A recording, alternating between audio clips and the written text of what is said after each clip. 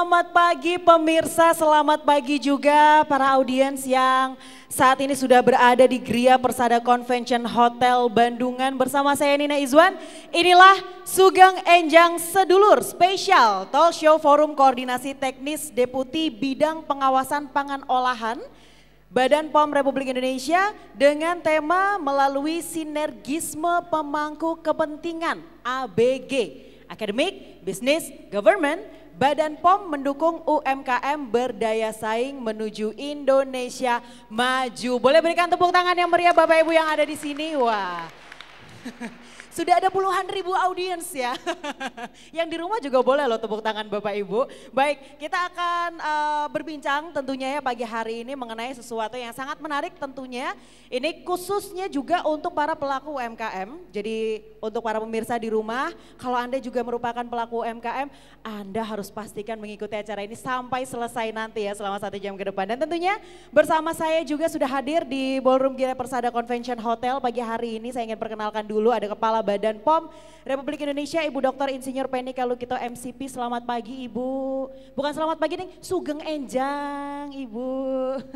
Sugeng Enjang juga jawabnya. Ya, betul. Kemudian juga sudah hadir di sini Sekretaris Daerah Jawa Tengah ada Pak Sekda, Bapak Dr. Insinyur Sri Puryono KSMP. Sugeng Enjang Bapak. Wilujeng Enjang Mbak. Assalamualaikum warahmatullahi wabarakatuh. Waalaikumsalam warahmatullahi wabarakatuh. Kemudian juga sudah hadir tengah-tengah kita akademisi dari Undip. Beliau adalah Dekan Fakultas Peternakan dan Pertanian Universitas Diponegoro. Ada Bapak Dr. Insinyur Bambang Waluyo Hadi Eko Prasetyono MSMAGR. Selamat pagi Sugeng Enjang Bapak. Selamat pagi. Terima kasih sudah hadir. Dan tentunya juga di ujung sebelah sana ya ada Ketua Komite Regulasi Teknis Pangan Gabungan Pengusaha Makanan dan Minuman Seluruh Indonesia atau GAPMI. Ada Ibu Susana Sugeng Enjang, selamat pagi Sugeng Enjang. Iya. Dan ngomong-ngomong ini kan di daerah Bandungan dingin ya, mungkin mau cari anget-angetan dulu Bapak Ibu, mumpung ada angkringan di situ ya. Ada wedang apa ya Mbak ya? Ada wedang jahe, wedang uwoh juga ada. Oh, nggih. Wedang jahe, oh Bapak ngerasain apa Pak? Oh, boten nggih. Bapak? Lagi selek gini, jadi wedang jahe ya, wedang jahe. Jahe apa Pak? Ibu, saya mau pesen juga ini. Atau mungkin saya mau bikinin. Wedang jahenya berarti saya 2. Yakin ini? Enggak mau wedang-wedang ria dulu pagi ini, sampun nggih. Wedang jahe Mas Mbak 2. Jajan-jajan pasarnya juga boleh sama dibawa ke sini. Ini angkringannya tadi kebetulan saya yang dorong sendiri ke sini Bapak Ibu. Betul, ini ekonomi lokal juga. Baik, sambil menunggu wedangnya disajikan ya di tengah-tengah kita pagi hari ini buat cari anget-angetan ya karena Bandungan itu dingin. Saya mau ke Bu Penny dulu selaku Kepala Badan POM Republik Indonesia ini. Ibu kalau kita lihat di backdropnya aja ya, talk show ini temanya panjang sekali sudah ya. Temanya adalah melalui sinergisme pemangku kepentingan akademik, bisnis, government, Badan POM mendukung UMKM berdaya saing menuju Indonesia maju. Ini kan berarti memang ada beberapa pihak yang ingin digandeng di sini ya oleh Badan POM ya. Ini tujuan pemilihan tema ini apa sih Ibu? Matur nuwun Mas. Tujuan pemilihan temanya apa dan rangkaian acara ini kan juga ada forum koordinasi teknisnya ya. Kemudian mengapa perlu dilakukan juga kegiatan forum koordinasi teknis Ibu? Monggo. Terima kasih. Assalamualaikum warahmatullahi wabarakatuh. Sugeng Enjang. Tuh kan. Terima kasih atas pertanyaannya. Ini saya ulang kembali tadi yang sudah saya sampaikan sedikit ya. Jadi ini sangat penting sekali ya dikaitkan dengan UMKM pangan. Tadi ada UMKM pangan, ada lintas sektor ya, keterpaduan lintas sektor untuk mendukung UMKM yang berdaya saing menuju Indonesia maju. Nah, kalau kami sebagai pemerintah tentunya harus ada payungnya yang besar. Payung besar adalah tadi satu aspek kesehatan untuk masyarakat. Itu juga payung untuk pelaksanaan tugas dan fungsi Badan POM. Adalah aspek kesehatan, aspek daya saing dari produk, obat dan makanan. Dan satunya tadi aspek ketahanan pangan. Itu kan prioritas-prioritas untuk pemerintah pusat maupun pemerintah daerah. Nah, untuk semua itu prioritas tersebut, keamanan tidak mungkin bisa tercapai tanpa keamanan pangan. Nah, jadi aspek keamanan pangan itu perlu dipahami oleh semua pihak, dan terutamanya sekarang ini adalah dikaitkan dengan UMKM pangan. Ya. Jadi di dalam mendukung industri pangan yang merupakan salah satu dari 5 sektor yang terdepan ya, sektor yang terdepan dalam industri 4.0 itu adalah industri pangan. Ya, 5 yang lainnya ada industri farmasi juga, tapi sekarang ada industri pangan. Nah, ini 90% dari industri pangan kita itu adalah pelaku UMKM. Jadi sangat penting untuk pemerintah pusat maupun pemerintah daerah untuk mendukung UMKM. Nah, dari berbagai identifikasi dari permasalahan apa yang dihadapi oleh UMKM ini, itu menunjukkan bahwa kekurangan yang harus kita dorong, kita dukung di UMKM itu perlu didukung oleh banyak pihak, tidak hanya oleh Badan POM. Ya, misalnya salah satunya, satu tentunya adalah aspek keamanan, mutu, dan kualitas dari produk pangan dari UMKM. Kedua, misalnya adalah aspek desain packagingnya, ya. Ketiganya aspek yang dikaitkan dengan kapasitasnya, ya. Kapasitasnya, kemudian aspek untuk kita membantu dalam hal teknologinya dan lain-lain. Nah, itu tidak mungkin bisa diatasi oleh satu institusi tersendiri, sehingga membutuhkan kerja bersama kita. Untuk itulah saya melihat kita Badan POM, nanti mungkin akan saya sampaikan tapi bukan sekarang ya, adanya program pemerintah pusat yang sifatnya adalah lintas sektor terpadu, dan tentunya bekerja sama dengan pemerintah daerah di mana lokasi para pelaku usaha tersebut berada, dan tentunya dengan research institusi dan asosiasi dan semua pihak di dalam yang terkait dengan stakeholder UMKM pangan. Itulah kenapa juga judul ini kita lakukan. Dan di dalam kaitannya untuk mendorong UMKM ini juga Badan POM banyak sekali melakukan di dalam di dalam tugas dan fungsinya Badan POM, ya. Tidak hanya terkait dengan berbagai regulasi yang diefisienkan, juga banyak insentif-insentif yang diberikan untuk UMKM, juga pendampingan dan pemberian informasi dan sebagainya. Nanti mungkin secara lebih detail lagi akan saya sampaikan. Terima kasih. Baik, jadi memang intinya tidak bisa nih hanya berjalan sendirian begitu ya, satu institusi, satu lembaga saja tidak bisa, dibutuhkan kerja bersama dari berbagai pihak gitu ya, stakeholder terkait untuk bisa mencapai tujuan yang ingin diraih itu tadi ya. Kemudian saya ingin bertanya juga ini ke Pak Sekdang ya Pak. Sekarang ini kan kita sudah memasuki era industri 4.0. Usaha mikro, kecil dan menengah UMKM itu kan merupakan bisa dibilang tulang punggung ekonomi di Indonesia dan juga pemain penting dalam pengembangan kegiatan ekonomi lokal dan pemberdayaan masyarakat.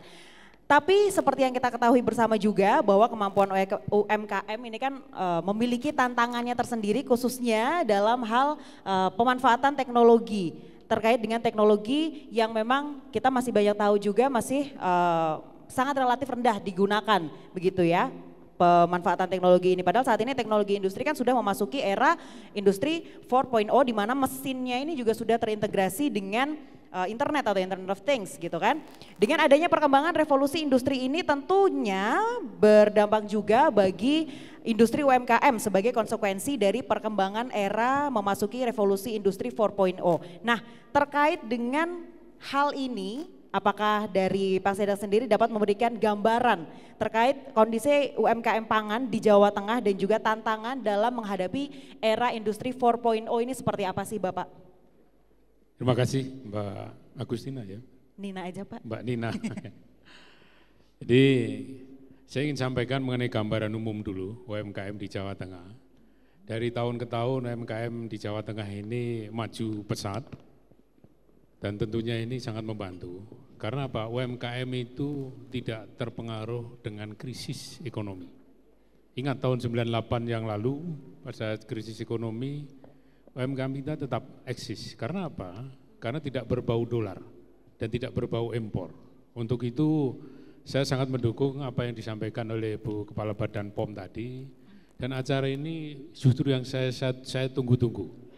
Karena apa? Yang selama ini teman-teman kita, para pengusaha di UMKM ini, mereka agak kebingungan. Mau kemana untuk mendapatkan pendampingan, mau kemana untuk mendapatkan sosialisasi. Ya hari ini dari awalnya. Kalau boleh saya menambahkan, ini bukan hanya akademisi, birokrasi, bisnis, ataupun government, mungkin teman-teman dari community, masyarakat ini hadir di sini. Jadi C-nya ini juga penting dan peran media. Makanya kami sampaikan di sini berkali-kali saya sampaikan di provinsi ABGCM-nya itu harus ada. Akademisi, kemudian bisnis, government, community dan media. Ini tolong media, ini termasuk TVRI dan media cetak lainnya, media elektronik lainnya bisa mengkampanyekan, mensosialisasikan proyek acara pada pagi hari ini. Mbak Nina dan juga Ibu Kepala Badan, Pak Dekan dan juga Ibu dari kami tadi, Bu Sana. Kalau kita bicara mengenai UMKM pangan, ini saya baru dapat data.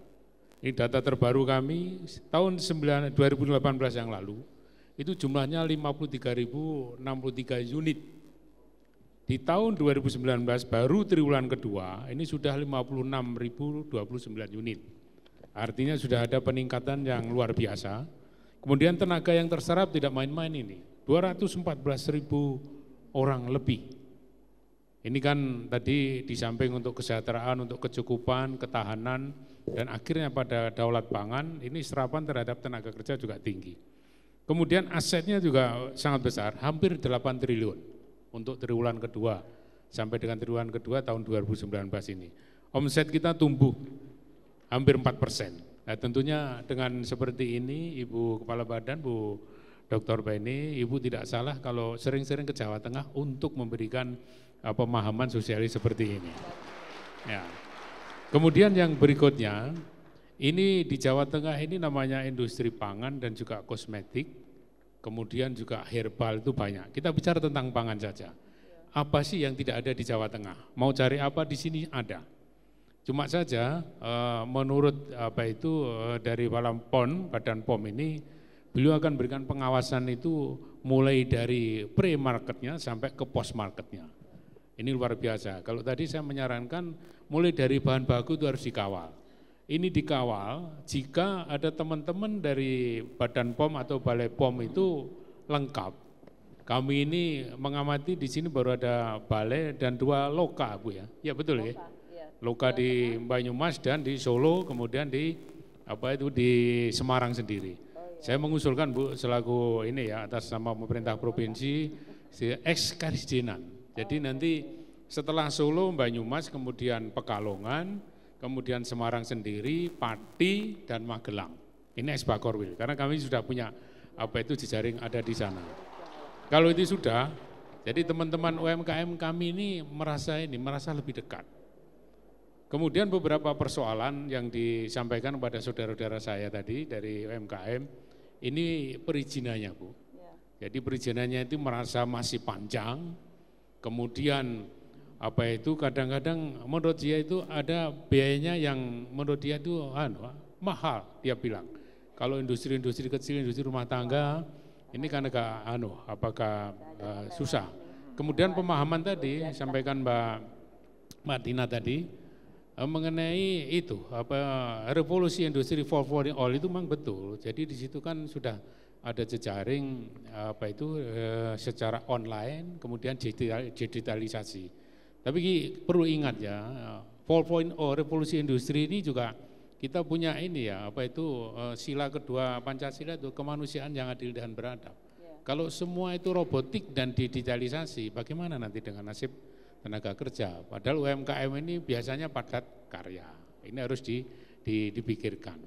Kemudian beberapa permasalahan tadi ya, tentunya arahnya adalah bagaimana produk dari UMKM ini memenuhi 3K tadi. Satu adalah kuantitas, kemudian yang kedua ada kualitas, yang ketiga kontinuitas. Ini ada di kami Bu. Malah Bu Kepala Dinas Koperasi UMKM yang ada di sebelah sana itu Bu Emi yang mewakili. Ini saya kira ini kami genjot terus. Jadi kadang-kadang itu promonya oke Bu, tapi begitu sudah laris, sudah banyak, kualitasnya dikurangi. Kualitasnya cukup, kontinuitasnya kurang. Inilah 3 hal. Makanya strategi yang disampaikan oleh pusat dalam hal ini Badan POM itu betul. Yang pertama adalah peningkatan manajemen UMKM-nya. Yang kedua adalah peningkatan kompetensi dan kualitas SDM-nya. Yang ketiga adalah peningkatan kapasitasnya. Yang keempat adalah peningkatan mengenai keamanan dan juga kualitas produk. Yang terakhir harus ada penetrasi terhadap tata niaga pasarnya. Ini 5 hal ini apa yang disampaikan dari Badan POM luar biasa. Nah, ini mari kita praktekkan, ini jangan aja wacana saja, ayo kita benahi manajemen UMKM seperti apa, kemudian kualitas SDM-nya seperti apa, kapasitasnya seperti apa, pengamanan pangan dan kualitas produknya seperti apa, dan pasar. Ini harus kita lakukan, kalau tidak repot nanti Bu. Bahkan saya punya gagasan dengan adanya yang maret-maret di desa-desa itu, tentunya ini ada regulasi lah, pengaturan dari daerah masing-masing, itu mewajibkan mereka menerima produk lokal. Kalau enggak nanti maret-maret itu kan isinya malah impor. Sementara kita sendiri posisi impor-ekspor kita kan masih berat ya. Ini saya kira ini beberapa hal yang saya sampaikan, nanti kita diskusikan bersama. Toh di sini teman-teman semua hadir dan saya berharap sampaikan aja mumpung ketemu, pun belak-belakan mawon seperti Pak Gub, Pak Ganjar itu kan beberapa kanal dibuka, mau Twitter, mau WA, mau SMS, mau telepon, mau datang pun diterima. Nah, ini mumpung, ini karena Pak Gub tidak hadir, beliau ada tugas ke pusat, saya yang ditugasi, ke saya juga tidak apa-apa. Asal penjelasan semua menyampaikan dengan data, fakta dan informasi yang benar. Jangan sampai nanti hanya bikin kacau saja, kadang-kadang itu, Pak di sana itu pernah saya dikasih tahu Pak di sana ada kebakaran ruko sekian-sekian. Saya tanya sama Bupati ternyata hoak. Nah ini jangan. Indonesia kalau penuh hoak nanti akan susah untuk maju. Saya kira gitu Mbak Tina, matur nuwun. Assalamualaikum warahmatullahi wabarakatuh. Waalaikumsalam warahmatullahi wabarakatuh. Terima kasih banyak. Kita tadi iya, jadi memang Pak Sekda tadi sudah menyampaikan tantangan-tantangan yang dihadapi, termasuk juga masukan bagi Badan POM RI ya untuk seperti apa dalam mendukung UMKM, karena memang ternyata masih banyak yaitu tadi ya tantangan yang dihadapi oleh UMKM. Nah itu tadi kalau tantangan yang dihadapi oleh UMKM yang ada di Jawa Tengah. Sekarang saya mau ke Ibu Kepala Badan lagi. Kalau dari sisi Badan POM nih Ibu, tantangan dan permasalahan spesifik yang seringkali dihadapi oleh UMKM pangan, ini khususnya terkait dengan jaminan keamanan pangannya itu seperti apa Bu? Ya, yang kami berhasil mengidentifikasi ya dalam interaksi tentunya dengan dan mendukung UMKM selama ini, yang dikaitkan dengan keamanan pangan, dan ini sangat penting sekali tentunya ya, tadi menyangkut kualitas dari produk, yang juga harus terus continue dijaga oleh para pelaku UMKM. Itu adalah pertama adalah pemenuhan cara produksi pangan olahan yang baik. Ya, ini yang menyangkut sarana produksi. Nah, ini sangat mendukung tadi terkait dengan tadi himbauan dari Bapak Sekda yang dikaitkan dengan kontinuitas ya, konsistensi ya untuk bisa menghasilkan produk pangan yang bermutu dan aman. Kemudian yang kedua adalah pemenuhan persyaratan keamanan dan mutu produk, misalnya ya hati-hati dalam penggunaan bahan tambahan pangan, harus sesuai standar ya. Berbagai bahan tambahan pangan yang dimasukkan ya sebagai bagian ingredient dari bahan bakunya itu harus memenuhi syarat-syarat yang sudah diterapkan, yang juga berlaku internasional, dan sehingga ini juga berlaku untuk kita semua ya, tidak ada perbedaan kualitas atau standar yang sifatnya double standard baik itu industri besar atau UMKM, karena itu menyangkut aspek kesehatan dan keamanan ya. Kemudian pemenuhan ketentuan label dan iklan pangan, karena itu nanti akan juga diawasi di post market ya, label. Ingat kemarin ada permasalahan misalnya yang dikaitkan dengan UMKM juga, ini yang melakukan adalah pencantuman label misalnya nih tidak mengandung minyak sawit, palm oil free. Nah, itu kan satu bentuk informasi yang tidak benar ya, dan juga akan merugikan industri sawit di Indonesia. Jadi padahal mungkin maksudnya adalah menunjukkan ini adalah tren makanan sehat padahal tidak berdasarkan standar yang ada, itu satu. Dan label-label lainnya lah ya yang banyak kita temukan.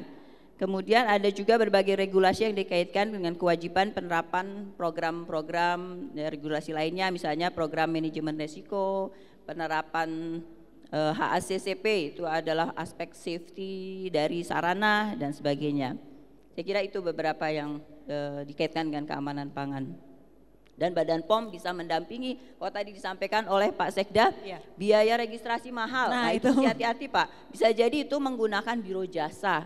Karena khusus untuk pelaku UMKM itu sudah ada insentif, malahan registrasi pangan itu 50%. Jadi sudah ada insentif 50%, kemudian juga biasanya harus menyediakan data uji dari pangannya. Nah itu kita lakukan, bisa diberikan oleh Badan POM yang melakukan sampling dan pengujian untuk produk tersebut. Kita lakukan sebagai bagian dari sampling kita, sehingga mereka tidak perlu mengeluarkan juga biaya untuk sampling atau pengujian dalam rangka registrasi. Itu salah satu dari insentif yang kita berikan. Jadi hati-hati dengan biro jasa. Saya kira di awal saya bersama Badan POM saya sudah mengeluarkan surat edaran untuk melarang penggunaan biro jasa. Itu mungkin Badan POM di masa lalu ya sudah lama. Jadi hati-hati menggunakan biro jasa.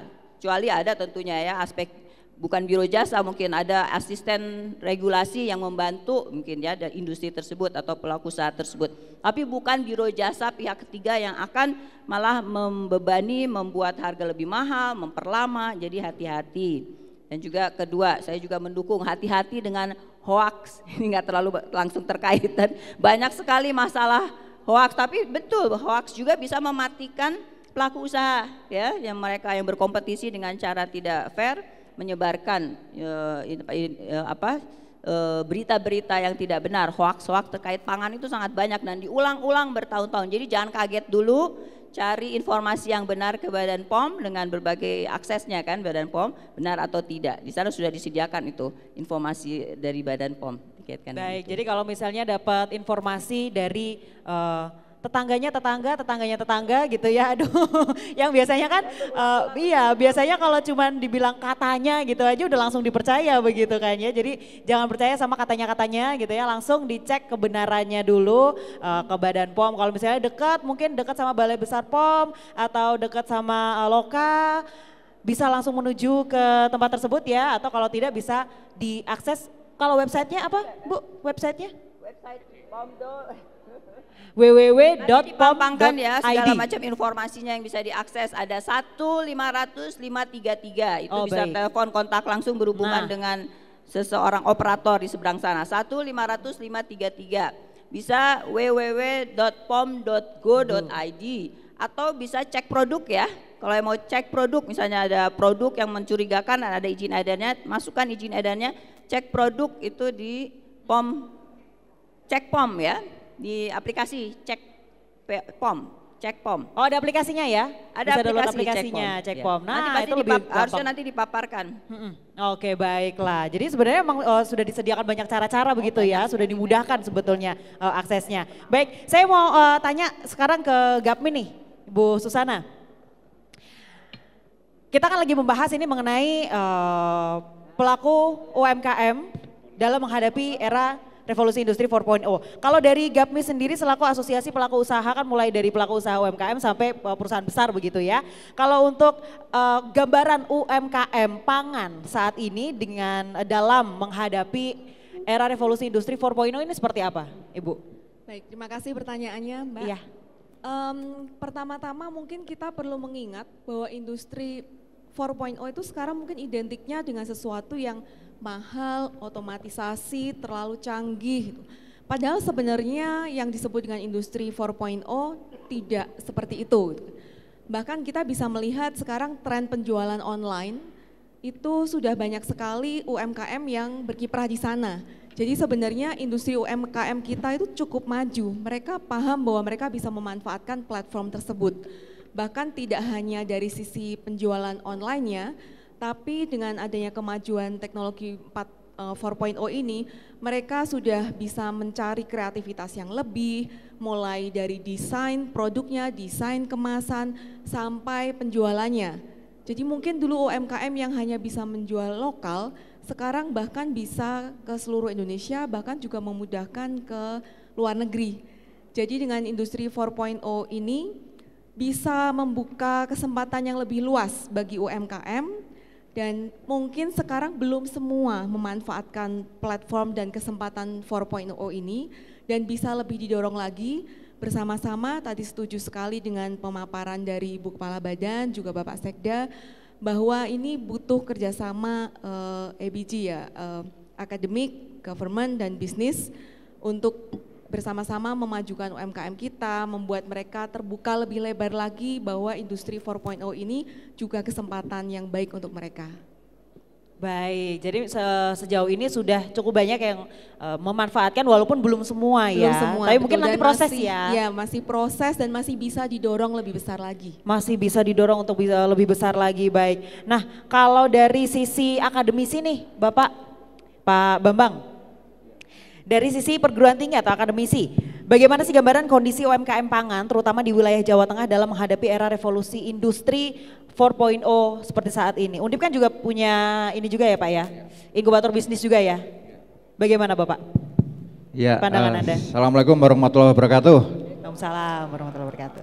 Pertama-tama kami dari perguruan tinggi, kami dari Universitas Diponegoro mengucapkan apresiasi pada UMKM Jawa Tengah yang cukup pesat perkembangannya. Tepuk tangan. Kami melihat temuannya cukup bagus ya. Ada beberapa hal yang perlu kami tekankan sekali lagi di dalam menghadapi industri 4.0 ya. Jadi tentunya perkembangan yang pesat tadi harus diikuti ya dengan kemampuan berdaya saing. Ya. Harus tahan banting, ya. Harus tahan banting ya dalam menghadapi industri 4.0 ini ya. Tentunya gemburan-gemburan teknologi dari luar. Ya. Sekarang ini sudah semuanya pakai e-commerce, semua e-commerce ya. Ini sangat luar biasa, ya. Baik itu produk inovasinya, kemudian kemasannya, ini sangat luar biasa. Nah, kami akan mengingatkan sekali lagi dan barangkali ini bisa dicatat ya, minimal 3 faktor utama supaya UMKM pangan ini bisa berdaya saing di era industri 4.0 ini. Yang pertama harus memiliki keunggulan biaya. Yang pertama, yang kedua adalah harus memiliki keunggulan distribusi dan pemasaran. Dan yang ketiga adalah harus memiliki keunggulan mutu. Minimal 3 faktor ini yang harus diperhatikan supaya UMKM pangan ini bisa berdaya saing ya, di era industri 4.0 ini. Tadi sudah disebutkan bahwa era industri 4.0 ini bukanlah merupakan suatu momok. Ya. Tadi dari Ketua Gapmi tadi tidak ya semuanya justru dimudahkan sekarang ini dengan adanya peluangnya cukup besar ya, peluang cukup besar. Oleh karena itu untuk bisa mencapai ya 3 prasyarat ini tadi, unggul biaya, unggul distribusi dan pemasaran, dan unggul mutu, paling tidak yang pertama yang harus dilakukan adalah kemampuan UMKM pangan itu untuk bisa mengadopsi teknologi, ya, mengadopsi teknologi yang sudah disediakan oleh perguruan tinggi. Banyak teknologi yang siap untuk dihilirisasi. Karena dinamika teknologi ini semakin cepat. Dinamika teknologi ini cepat sekali. Oleh karena itu perlu ditingkatkan kompetensi SDM. Yang berikutnya, berikutnya mungkin bisa dijelaskan nanti dulu Pak. Kita break dulu sebentar, boleh Bapak? Oke. Tetap bersama kami.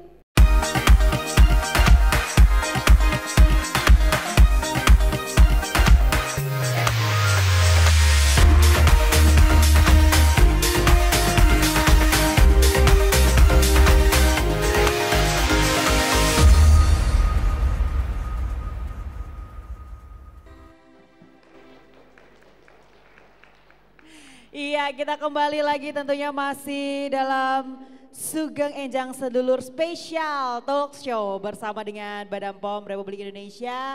Dan tadi kita terakhir sampai di Pak Bambang ya, lagi memberikan penjelasan selanjutnya apa yang harus dilakukan Bapak tadi. Boleh dilanjutin lagi monggo Bapak.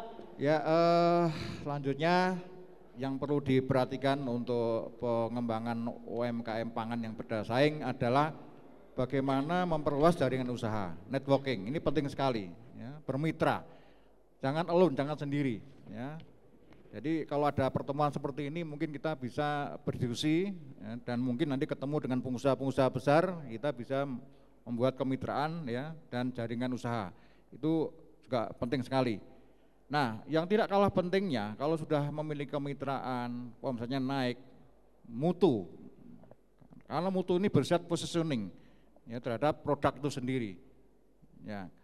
Mutu tidak lupa, ya, kita juga harus mempertahankan tadi yang disebutkan adalah bahwa produk itu harus aman, sehat, utuh, dan halal. Ya, halal ini juga penting, ya, supaya semua orang itu bisa mengakses dengan nyaman, ya, tidak ragu-ragu dengan produk tersebut. Ini kuncinya di situ, aman, sehat, utuh, dan halal. Saya kira itu ya bisa sampaikan. Terima kasih. Baik, terima kasih. Nah, berarti kan memang dari para pelaku UMKM ini sendiri harus melakukan berbagai macam strategi begitu ya untuk bisa mengembangkan usahanya. Melihat tantangan dan permasalahan yang dihadapi oleh UMKM, khususnya UMKM pangan yang tadi sudah disampaikan juga. Strategi seperti apa sih dan juga program-program yang dimiliki oleh pemerintah pusat dalam hal ini Badan POM Republik Indonesia dan juga pemerintah daerah yang diwakili oleh Pemprov Jateng Bapak dalam pengembangan UMKM dan capaiannya masing-masing program tersebut sejauh ini sudah sampai di mana, mungkin ke Ibu Kepala Badan dulu. Bagaimana Ibu? Dikaitkan dengan industri 4.0 ini kan memang itu ya digitalisasi ya, jadi aspek perdagangan online itu adalah satu potensi memang ya untuk mengembangkan untuk daya saing, untuk memperluas cakupan pasar gitu ya. Tapi ada satu yang dikaitkan dengan keamanan pangan ya, dan itu menjadi tantangan Badan POM sekarang ya. Di samping kami mendukung industri, kami juga ketempuhan juga aspek lain yang dikaitkan dengan perdagangan e-commerce, yaitu menjaga keamanan pangan. Harus dipastikan bahwa semua produk yang dijual atau dibeli dari online itu haruslah produk-produk yang mempunyai izin edar dulu dari Badan POM, ya itu harus di jaminan aspek keamanan dan mutunya harus ada, yaitu itu mendapatkan izin edar dulu dari Badan Pengawas Obat dan Makanan. Banyak sekali yang sudah dilakukan oleh khususnya Badan POM, tentunya kalau Badan POM terkait dengan adalah aspek keamanan dan mutu dan sumber daya manusia dari para pelaku usaha UMKM tersebut. Tadi saya sudah sampaikan kita juga melakukan di samping tadi ya, berbagai deregulasi, insentif, simplifikasi, kami sudah melakukan upaya merubah berbagai pendaftaran untuk lebih cepat dengan secara elektronik, kemudian juga ada konsultasi yang bisa dilakukan secara elektronik melalui live chat atau call center yang tadi sudah disebutkan alamatnya. Coaching klinik ya, Badan POM selalu jemput bola, mendatangi beberapa wilayah bekerjasama dengan pemerintah daerah dinas setempat melakukan coaching klinik di mana ada help desk-nya, pendampingan registrasi khusus untuk UMKM pangan ataupun yang lain-lain, ada juga untuk obat tradisional, kosmetik dan lain-lain. Kemudian kami punya juga akses informasi terkait UMKM secara online tersendiri, yaitu aplikasi Istana UMKM. Ini alamatnya nih, istanaumkm.pom.go.id ya, itu ada informasi terkait UMKM. Tadi ada juga berbagai bimbingan teknis dan pendampingan UMKM pangan, cara produksi pangan olahan yang baik tadi ya, untuk mendapatkan sarana-sarananya untuk bisa mendapatkan CPOPB, cara produksi pangan olahan yang baik. Ya, kemudian itu banyak sekali pendampingan yang kemudian nanti di link akhirnya nanti ke dalam mendapatkan nomor izin edar. Kemudian juga untuk mereka yang ingin punya rencana untuk masuk pasar ekspor, kami punya help desk tersendiri ya yang disebut dengan Export Consultation Desk ya di dalam websitenya Badan POM. sana ada informasi dikaitkan dengan destinasi-destinasi untuk target ekspor. Saya kira itu dan banyak lagi yang lain ya, percepatan-percepatan yang dilakukan karena memang kami ditugaskan, Badan POM ditugaskan untuk terus memberikan perizinan, berbagai perizinan atau sertifikasi yang diberikan Badan POM untuk lebih friendly pada pelaku usaha, dan itu menjadi visi dan misi yang terdepan dari Badan POM ya, tidak hanya tugas rutin teknis tapi juga bagaimana bisa memberikan sesuatu yang lebih besar untuk bangsa ini. Luar biasa, baik. Boleh berikan tepuk tangan dulu dong untuk Badan POM ya. Kalau dari pemerintah daerah sendiri seperti apa Pak? Program-programnya untuk UMKM itu sudah apa saja? Kemudian juga sejauh ini capaiannya sudah sampai di mana sih Bapak? Baik, jadi program-program ini yang pertama kita adalah atur regulasinya. Regulasinya ini kita atur dengan peraturan gubernur, ini sifatnya adalah memberikan penekanan untuk memanfaatkan produk lokal. Jadi ini saya sudah melihat dari snack hari ini. Jajan pasar. Jajan pasar ini udah luar biasa ini Bu Penny, ada ubi, ada pisang, ada apa itu lemet dan lain sebagainya. Kita hindari betul, bukan kita anti impor, tapi kita cobalah kita mulai budayakan untuk mengkonsumsi produk kita sendiri, produk lokal. Bahasa kami itu membeli adalah membantu. Oh, iya betul. Membeli adalah membantu. Kami utamanya teman-teman saya dari Korpi itu sebagai ini Bu, penyelesai masalah kalau ada produk-produk yang misalnya harganya rendah. Seperti waktu itu harga cabai hanya 5.000, sementara HPP ya harga pasarnya itu 15.000. Teman-teman anggota Korpi ASN saya minta Anda beli bulan depan atau beri hari ini 2 kilo per orang. Bisa menyelesaikan, tapi kan tidak harus seperti itu. Nanti suatu saat muncul lagi seperti itu lagi, nggak boleh. Kita harus tersistem dan terstruktur dengan baik. Kemudian yang kedua, kita di acara-acara baik itu acara yang sifatnya regional, nasional maupun lokal, itu kita sudah menghimbau kepada teman-teman kita supaya memberikan oleh-oleh itu adalah oleh-oleh yang betul-betul produk UMKM. Jangan lagi oleh-oleh misalnya yang produk-produk impor. Kita ada oleh-oleh coklat dari Swiss, padahal Swiss itu tidak punya coklat, coklatnya dari kita. Nah ini kan apa itu hal seperti ini kan sangat sangat ironis sekali. Kita punya produk yang unggul tapi kita tidak bisa mengolah sendiri. Nah disinilah peran kita. Kemudian yang ketiga, harapan kami tadi sinergitas antar pihak-pihak yang berkepentingan atau bahasa kerennya itu pihak para stakeholders itu harus betul-betul terwujud. Jangan hanya seperti kita kumpul ini oke, tapi implementasi prakteknya teman-teman tidak bersinergi beneran gitu loh. Untuk itu saya mengusulkan nanti Bu Penny untuk balai di Jawa Tengah ini Mas Safliansyah, di samping pusat sudah ada punya ininya ya, punya komunikasinya, diturunkan ke bawah. Jadi buat nanti aplikasinya atau websitenya untuk ngadu ke Jawa Tengah itu siapa, enggak usah jauh-jauh. Dan nanti itu secara periodik harus ada tanggapannya. Misalnya yang ada yang ngadu tentang kesulitan bahan baku atau kesulitan pasar atau kesulitan mengenai uji apa itu keamanan pangan, kita tidak merespon. Kami sudah terbiasa. Pak Gubernur memberikan waktu itu hanya 1 kali 24 jam. Misalnya Dinas PU Bina Marga, ada jalan lubang di daerah padi, 1 kali 24 jam harus direspon. Kalau tidak itu sudah dianggap melalaikan tugas. Ini harus saling kontrol. Makanya saya sangat senang masyarakat Jawa Tengah itu sekarang sudah pandai mengucapkan terima kasih kepada pemerintah. Pak Ganjar, pemerintah provinsi, saya terima kasih sekali jalannya sudah bagus. Terima kasih orang yang dipasung sudah ditolong. Terima kasih gelandangan kemarin sudah dibina. Seperti itu, ucapan seperti itu sudah merupakan penghargaan yang sangat tinggi buat kita. Yang barangkali saya mengusulkan ini Bu Kepala Badan juga teman-teman POM, jadi UMKM kita itu harus kita giring sesuai apa yang menjadi tema sekarang ini, harus UMKM yang maju, harus UMKM yang berdaya saing, dan UMKM yang membuat sejahtera dan juga mandiri. Ini, jadi kata kuncinya maju, daya saing, mandiri, dan semakin sejahtera. Ini penting, kalau itu tidak omong kosong. Jadi inilah tugas kita bersama, untuk itu diperlukan komitmen kita bersama, jangan hanya dipasarkan POM saja. Tadi Badan POM ini balai dan lokalnya itu di provinsi hanya 4, sementara kita punya 35 kabupaten kota. Makanya Pak Gub itu membuat pergub baru kira-kira ya 3-4 hari yang lalu, itu tentang penugasan kepada Bupati Wali Kota untuk membantu sepenuhnya kegiatan Balai POM ini kan luar biasa. Ini. Kemudian yang kedua juga sinergitas tadi antar pihak itu betul-betul bisa kita wujudkan. Nah, kalau perlu Pak Safiansyah, Pak Kepala Balai POM, buatkan semacam ini ya, forum lah. Buat forum, nanti kalau perlu di-SK-kan oleh gubernur forumnya itu. Setiap berapa bulan sekali kita ketemu tentang hal ini. Jangan hanya hari-hari besar saja, mau Natalan, mau Tahun Baru, mau Hari Raya, kita operasi pasar. Setelah itu lupa, lepas lagi. Saya kemarin baru saja mengikuti kemah Bakti Usada. Di sana salah satunya adalah Sakapom, Bu. Calon itu menjadi Sakapom.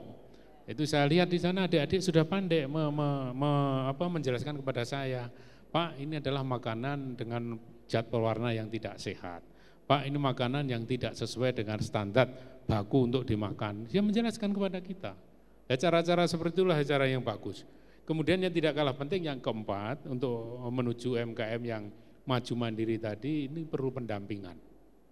Ini pendampingannya ini, saya tahu persis kalau Balai POM atau perangkat Badan POM di daerah itu sangat terbatas. Makanya muncullah Pergub itu, peraturan gubernur yang meminta kepada Bupati Wali Kota ikut serta di dalam pengawasan ini. Ngeten Bu, sampun ini alhamdulillah. Yang terakhir semua produk itu jadi, kalau tidak kita bantu akses pasar, kasihan Bu, kasihan. Jadi makanya tadi saya sampaikan membeli adalah membantu, yaitu tadi.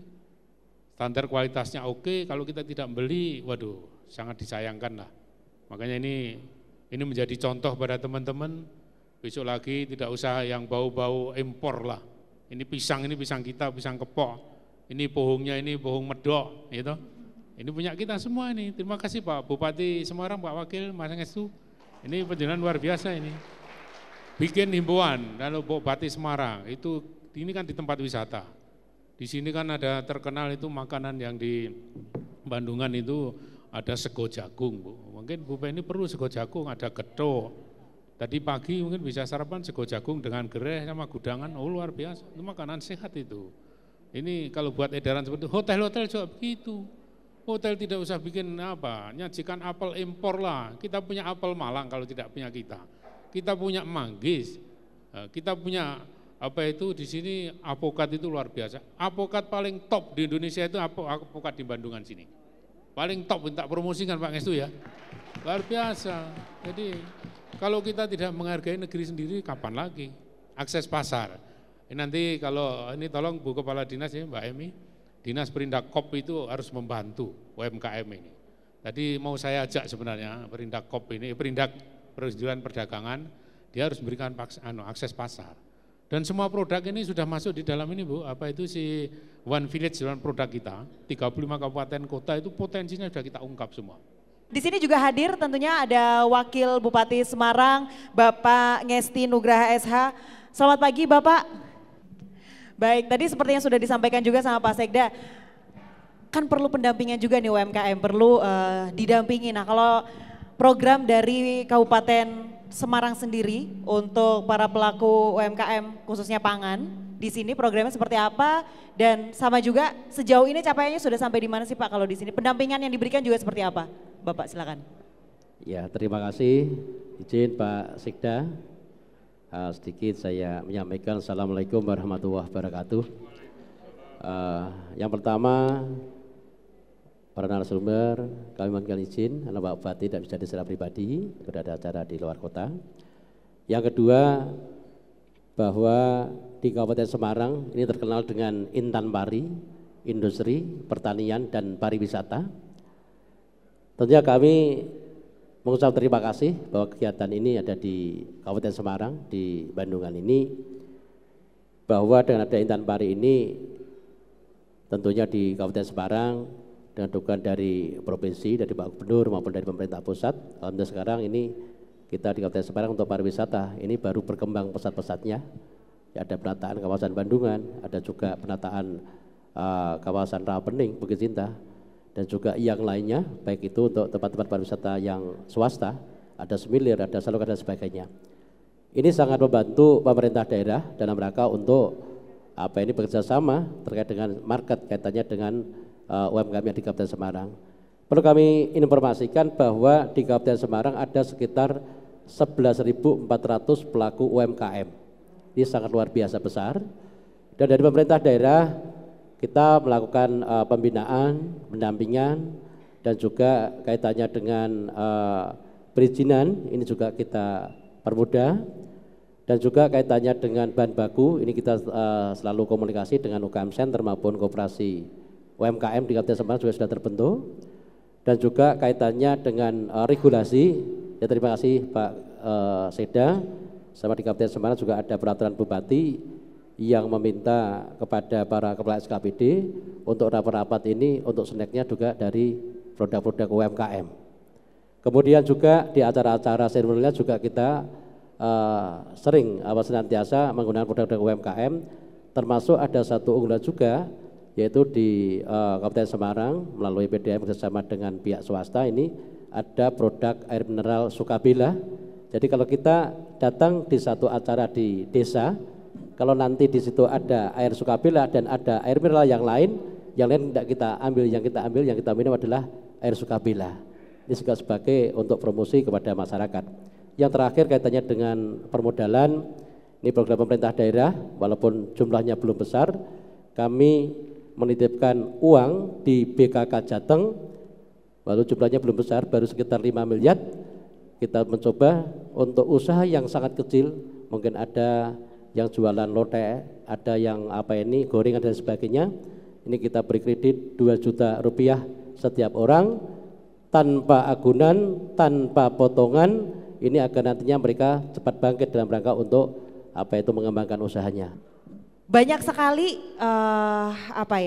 program-program ternyata yang sudah dimiliki oleh pemerintah, tinggal bagaimana sinergitasnya begitu kan ya antar pihak dan juga si pelaku usaha itu sendiri untuk memajukan usahanya. Nah, Undip Universitas Diponegoro dalam hal ini mewakili insan akademisi, sejauh ini strategi apa sih yang sudah dirumuskan oleh perguruan tinggi khususnya inkubator bisnis yang dimiliki oleh Undip saat ini, tahapan-tahapannya untuk mengembangkan UMKM mungkin dari startup sampai nanti bisa menjadi mandiri itu seperti apa sih Pak kalau yang diterapkan oleh Undip? Ya, terima kasih. Kami dari perguruan tinggi sangat mendukung pengembangan UMKM pangan ini ya. Nah, dari Undip sendiri kami punya program inkubator bisnis ya melalui klinik kewirausahaan inkubator bisnis atau KKIB ya. Dan ini juga didukung dari Kementerian Ristek-Dikti melalui program inkubator bisnis untuk perusahaan pemula berbasis teknologi. Ya, jadi Undip ada 3 tahapan ini dalam melaunching program inkubator bisnis tersebut. Yang pertama mulai dari pra-inkubasi, kemudian inkubasi sampai pasca inkubasi. Nah, pra-inkubasinya apa? Ya, Undip menyeleksi ya tenan-tenan atau UMKM atau startup ya yang memenuhi syarat. Ya, tentunya yang sudah mengadopsi teknologi. Ya, ini kita seleksi. Dan teknologi itu betul-betul yang sudah bisa di scale up. Nah, tentunya ini seleksinya harus ketat sekali ya.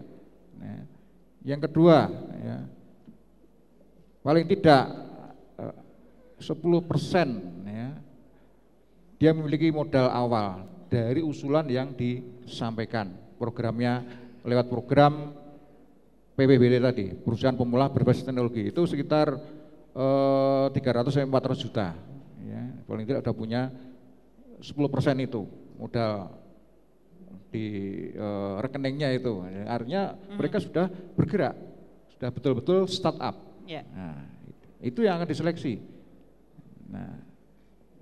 Nah ini setelah seleksi, ini kan pra inkubasi. Setelah ini oke semua, baru nanti kita inkubasi. Nah, ibaratnya itu bayi baru lahir itu, ya baru lahir itu kita inkubator, masukkan inkubator, pemanasan, penghangatan, supaya nanti bisnisnya bisa berjalan dengan baik. Ya. Kemudian kita kasih pembinaan teknologi, ya, bagaimana membuat produk, ya, yang berdaya saing tadi, kemudian bagaimana bisnis prosesnya tadi, Ya tentunya semuanya ini harus memiliki daya saing, ya, efisiensi di biaya, ya, efisiensi di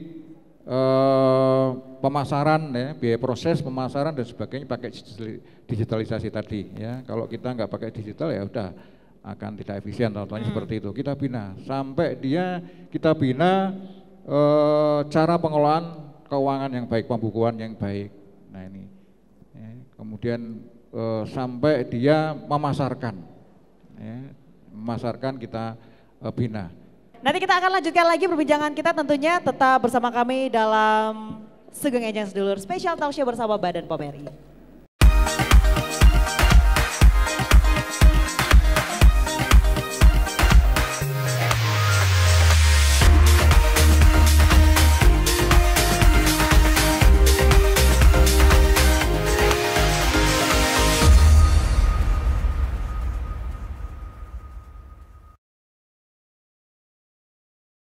Iya, kembali lagi tentunya dalam Sugeng Enjang Sedulur Special Talk Show bersama Badan POM Republik Indonesia. Dan tadi kita sudah membahas banyak hal tentunya ya seputar apa saja yang dilakukan oleh Badan POM tentunya untuk mendukung UMKM ini agar bisa memiliki daya saing yang tinggi dan tentunya dapat memastikan bahwa produk-produk olahan pangan yang dibuatnya itu aman ya, yang beredar di masyarakat aman, dan tentunya juga ternyata Badan POM ini memberikan banyak sekali kemudahan-kemudahan untuk para pelaku usaha pangan, pelaku UMKM pangan untuk bisa memastikan produknya aman dengan mendaftarkan untuk bisa mendapatkan cara produksi pangan, sertifikat cara produksi pangan olahan yang baik. Iya, agak panjang ya. Good manufacturing produknya juga seperti itu. Baik, nah kalau dari Ibu Kepala Badan setelah tadi apa yang kita bahas di awal tadi ya Ibu ya, berkaitan dengan tema kita hari ini juga, dari Badan POM sendiri sinergitas seperti apa sih yang ingin dibangun oleh semua pihak termasuk juga C-nya, community-nya dari para pelaku usahanya sendiri, seperti apa dan juga harapannya ke depan ingin seperti apa Ibu, silakan. Ya, terima kasih. Ini sekalian menyimpulkan dan merespon juga tadi terhadap apa yang sudah kita bicarakan ya sepanjang tadi, bahwa tadi ada permintaan bahwa memang yang program lintas sektor terpadu itu untuk menjadi konkret harus kita turunkan memang ke forum di daerah gitu ya. Tadi saya sekalian ini mengarahkan juga pada teman-teman pimpinan dari kantor Badan POM ya, di balai-balai POM, Lokapom juga, untuk memang betul membuat suatu forum yang sifatnya lintas sektor yang dikaitkan dengan tadi 8KL itu untuk mendorong UMKM setempat ya. Dan juga dalam kaitannya Impres 3 2017 peningkatan efektivitas pengawasan obat dan makanan ya, dari ada 10 KL dan pemerintah pusat, pemerintah provinsi, pemerintah kota kabupaten, memang Badan POM itu berperan sebagai koordinator. Jadi memang pada tempatnya sekarang dengan forum yang dikaitkan dengan temanya adalah mendorong UMKM pangan setempat masing-masing.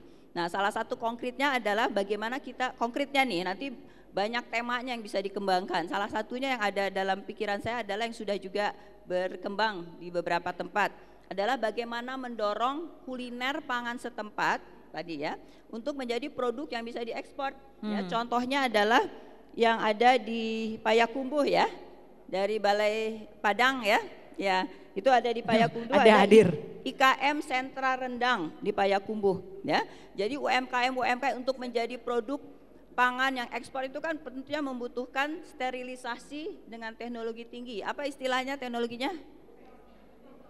Torch ya, retort. Nah itu teknologi pemanasan, sterilisasi membutuhkan teknologi yang mahal, di mana tidak selalu UMKM mampu. Nah untuk demikian di pool misalnya sudah adalah dari LIPI ya. LIPI di mana? Di Jogja itu sudah punya teknologi tersebut. Mereka mengadakan teknologi tersebut, kemudian mereka mempul UMKM setempat untuk mengirimkan produknya untuk menjadi kemasan yang bisa lebih berdaya tahan lama. Gitu. Jadi kayak gudeg yang dikaleng-kalengin dan lain-lain. Kita bantu kemudian packagingnya, ya, karena kan ada lintas sektor di sana. Kita bantu dan kita dampingi dalam mendapatkan izin edar, karena juga pengadaan teknologi tersebut juga dalam pendampingan Badan POM terhadap instansi tersebut ya. Apakah itu LIPI, apakah akademis ya, universitas juga bisa mengadakan itu. Nanti kan ada permodalan ya Pak ya dari pemerintah daerah untuk pengadaan dari teknologi tersebut.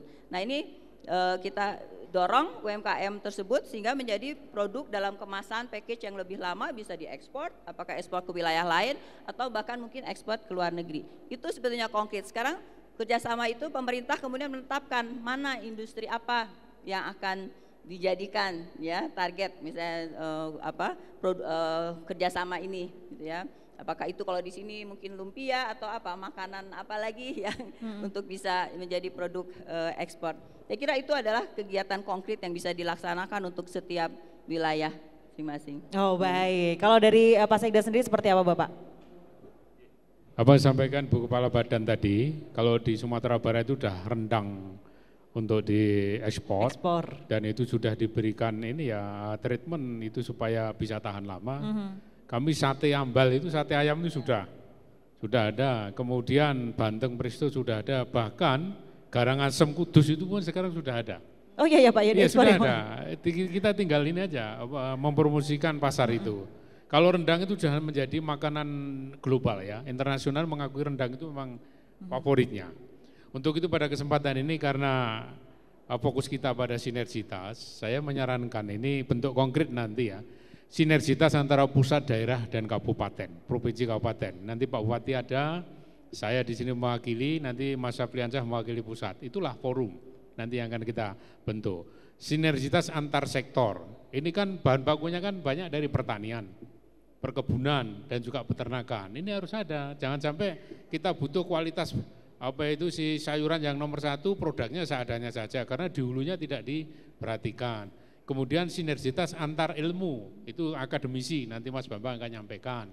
Yang keempat adalah sinergitas antar pelaku usaha. Jangan sampai nanti di sini buat tempe menduan, sini tempe menduan, sini tempe menduan. Apa enggak sini keripiknya, sini tempenya menduan, sana tempe gorengnya. Sehingga dia tiga-tiganya kan bisa laku. Semua menduan nanti siapa yang mau beli.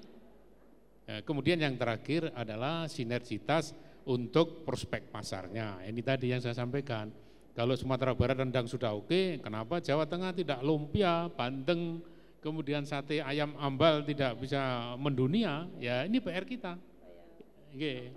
Ya mengkampanyekan itu. Makanya kalau ada forum nanti, kita punya website, punya aplikasi, kita bisa melakukan virtual meeting di dalam bahan Android kita ini, punya ini. Saya kira itu, terima kasih. Baik, boleh berikan tepuk tangan untuk keempat narasumber kita pagi hari ini. Baik, terima kasih banyak untuk pemirsa yang sudah bersama dengan kami. Dan terima kasih juga para hadirin yang sudah hadir. Saya Nina Izwan, sampai jumpa. Wassalamualaikum warahmatullahi wabarakatuh.